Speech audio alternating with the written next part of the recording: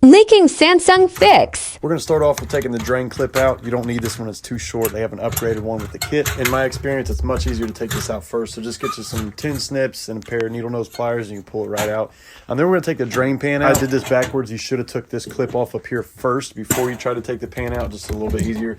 So back behind this pan is 4 fingers. You'll see them. You're going to have to bend these out. That's why I'm getting behind here looking like a weirdo so you can see my bald head. If you just take a flathead screwdriver, you'll see what I'm talking about here in a second.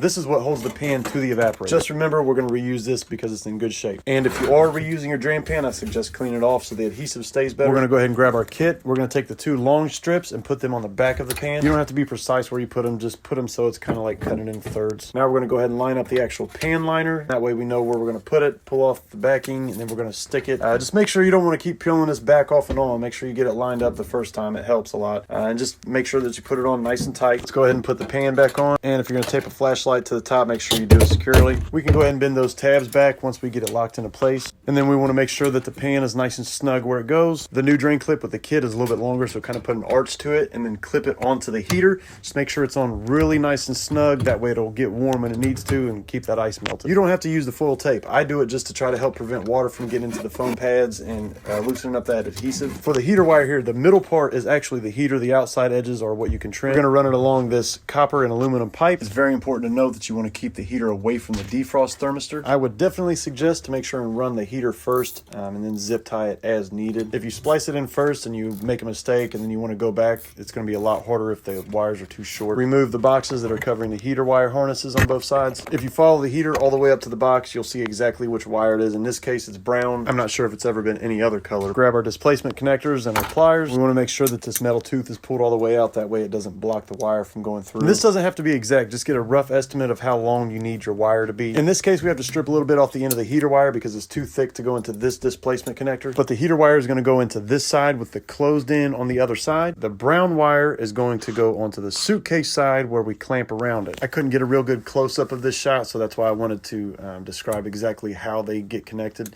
And then we're going to go ahead and do this to the other side. Like I said, just make sure you leave yourself some room. You don't have to have a bunch of extra wire, but make sure you don't have too much because then you won't have a place to put it and it'll be in the way. Here in a second, I'm going to show you why I left those arches on the heater wire. Just make sure you can do things differently if you want a little bit, but everything I do is for a reason. After you put everything back in place, we're going to go ahead and go back up to those arches and kind of wrap them around the heater. I just wanted to make sure I had plenty extra room and then zip tie them down. Now just take a second glance, make sure everything's buttoned down and tied up, and you're ready to go.